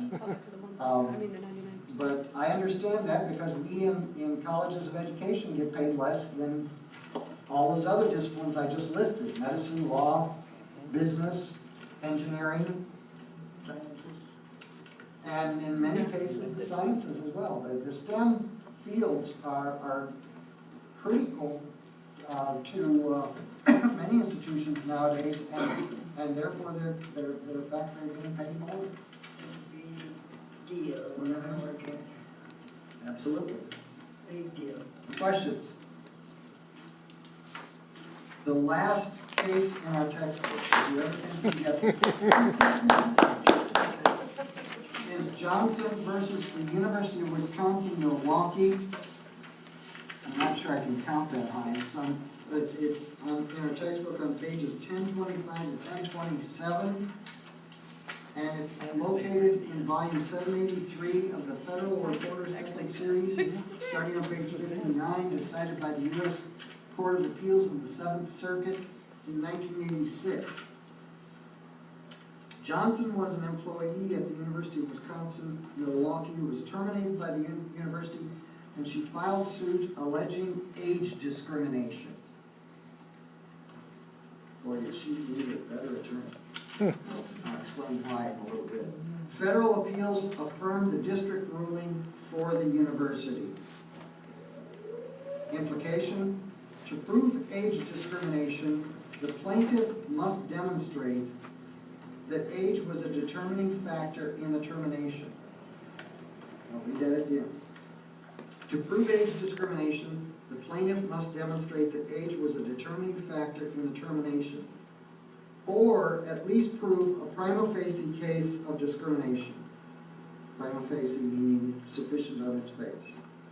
Or at least prove a prima facie case of discrimination. And she could not do that. Do you know why? Because the Age Discrimination in Employment Act, which was passed way back in the 60s, also had a stipulation that it would not be enforced on higher education institutions until 1993. This case was decided in 1986. She needed a lawyer who knew about higher ed law, and she didn't get one, apparently. Questions?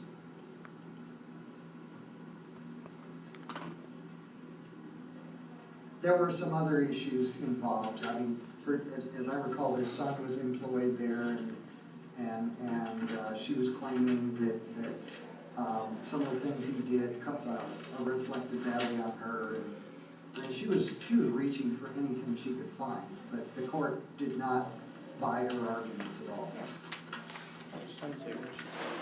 All right, with 4 minutes remaining, let me call your attention to an item that I opened for you on the eCollege, yes, the eCollege site for this course. Under Course Home, the procedure for the final. When you get here next week, and I really encourage you all to get here on time, because we don't want to run out of time with the final exam. Strictly at 5:30, I will begin having you draw numbers. And you folks in Commerce, you'll have to bear with me, I'll draw your numbers for you. But the numbers will all be mixed up in a box, so it's not like the first person who draws a number gets number 1, and so on and so forth. Those numbers will determine what the sequence is in the final exam. The person who draws number one will be, after I make the list of who drew what numbers, I will call the person who drew number one up to this part of the room to draw 2 questions. The student will read both questions to himself or herself. Reading them aloud will disqualify you from the exam because you just gave away 2 of the questions. So read them to yourself and decide which one you want to answer.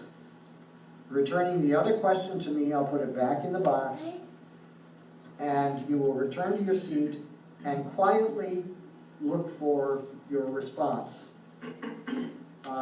You will be allowed 5 minutes, and I hope I remember to bring my stopwatch. I just realized I didn't put it with the test questions. I need to do that. I can use my phone, that's a stopwatch. Okay, if I forget. At the end of that 5-minute period, well, actually before the end of that 5-minute period, if that person is still searching for an answer, to make sure the sequence is going to flow with the time frame, I will call the person with number 2 up to get the questions while the person with number 1 is still finding the answer. When 5 minutes are up, presumably, the person with number 2 will have drawn his or her question, go back to his or her seat, and person with number 1 will come up to deliver the answer. Actually, I just said we'll come up to deliver the answer. It's not necessary. You can stay at your seat to deliver your answer. If we were all in the same classroom, it would make more sense. But with this arrangement, we can see each other, and I think you can just remain at your seat. You can read from your notes. You can read from your textbook. You will notice in the instructions in eCollege that I've also indicated that you cannot use electronic equipment, including your computers, to find your answer or to read from for your answer.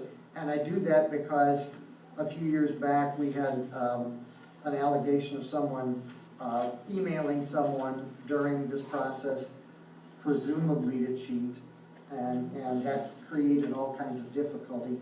So just to make life a whole lot easier, leave your phones and computers out of your reach during this process.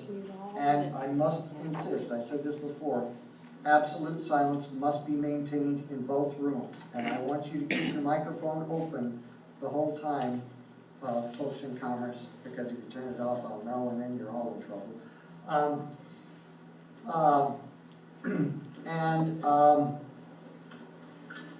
As I recall, I just went through the questions yesterday. There are 28 questions, so many more than we have the 13 of you.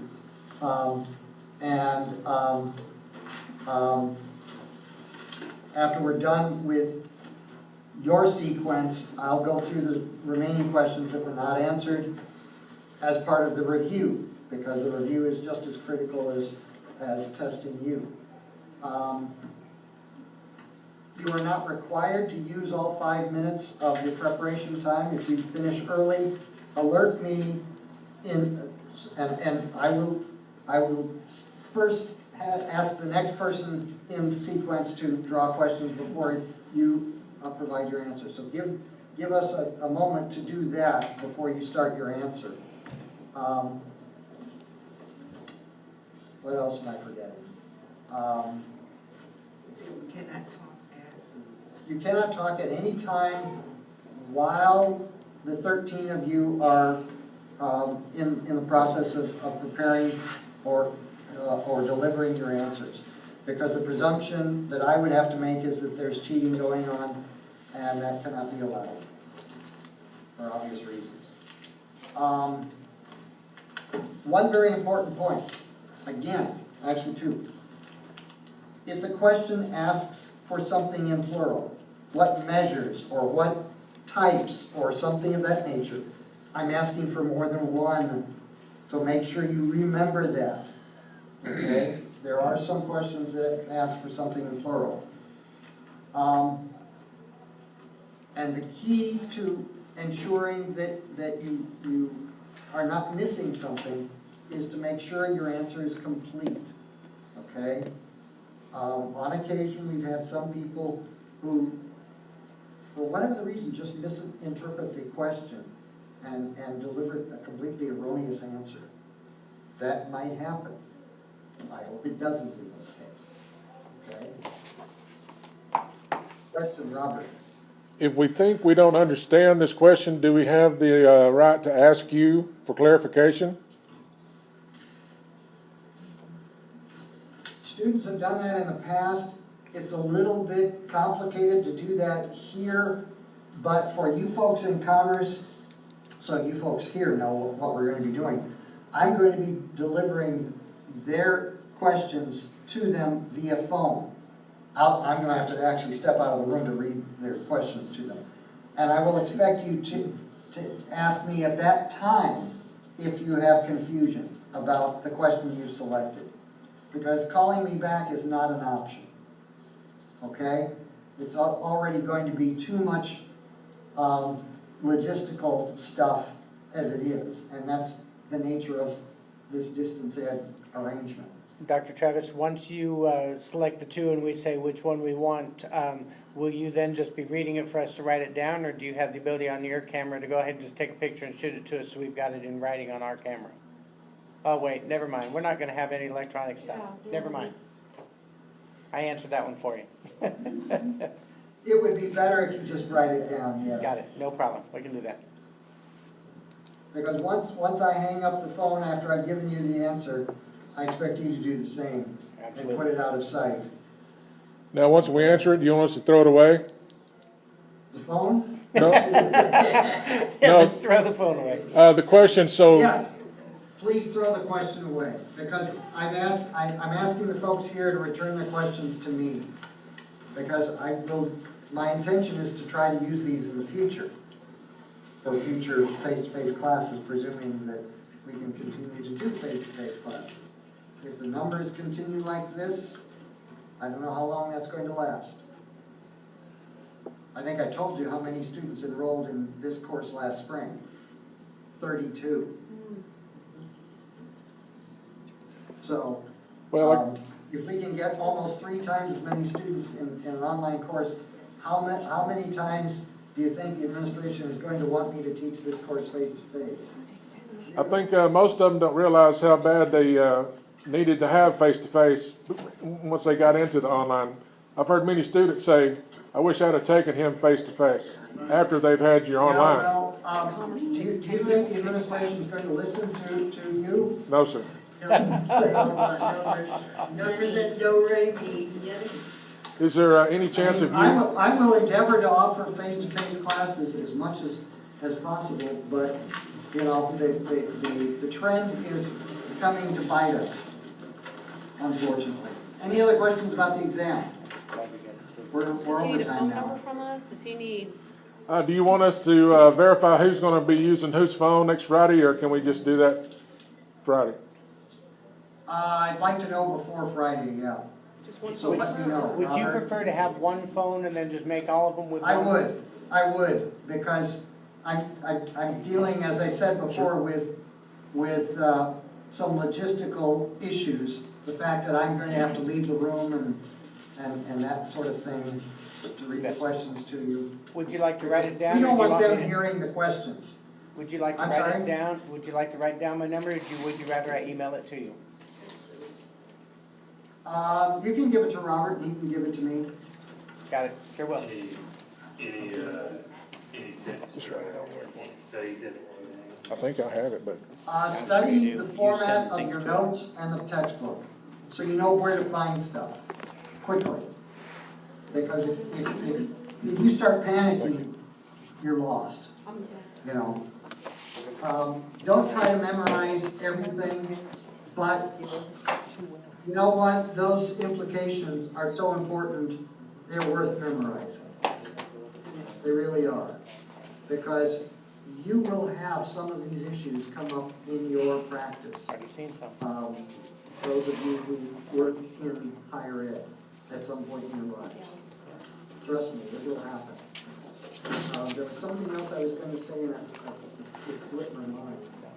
Oh, yes, don't forget, before you start your answer, you must give me the number of the question, and this is in the instructions that are on the eCollege site. You must give me the number of the question and then read the question, so the students know what question you're answering, okay? Can we be right? We're not allowed to write down the question. You will have the question in front of you. I mean, the other student's question. Huh? We're not allowed to. Oh, yeah, which is why you need to read the question, so you know what the question is, yeah. Gotcha. Okay, any other questions before we adjourn? While everyone else is working on their questions, can we have our materials out, preparing ourselves? Absolutely. Okay. Absolutely. Does that mean that picking a high number, like number 13, is a good idea? Although there's nothing you can do to make sure you get a high number. In my experience with this test, and I've been using this format for a long time now, people who are lucky enough to pick a low number are much better off. Why? There's a lot less anxiety that. Yeah, I already have that- some. I'll volunteer to go first. And, you know, if you happen to pick number 1 or number 2 and you don't want it, Retired today. you want a Changed higher commands number, in Corpus I'm sure Christi, there's so- somebody with a higher number who will gladly trade with you. All right, if there are no other questions, yeah, one more. He was the committee. You will not discuss whether the document is correct. I will not, because that's a violation of law. Can you wink at us? No, Can you tell us after? He's humble, he doesn't take pictures of himself. if we have time, So, yeah. and as I'm going through the questions that were not picked, and there was a question that was not answered sufficiently to make the review for all the rest of you good, I will repeat the question. And sometimes I play tricks on people and I repeat a question that was answered correctly. So it won't always throw you, because I don't want to single anybody out. We're actually at partying last night, and my husband got a phone call like at 3:25. I was like, you better answer One more that. question. It's only emergencies when Online people, grade, I said, you better answer that. And he said, no, I'm not. midterm, And then my phone got up and I answered it. I was like, hello? And it was space is Jeff. not there. So once you grade. I may have to take a look at that and see what's wrong, what I might have done wrong there. We're the only family that didn't go Midterm is down 5 there points, I because think, is obviously what it there's is. some obligations. I gotta I think it's take a a point look. saying that we've Irritating. got it wrong with it. Because I looked at it and gone, what was up with this? I gotta take I a know, look. I know. I'll I make think it that's happen. what it is. Thank you.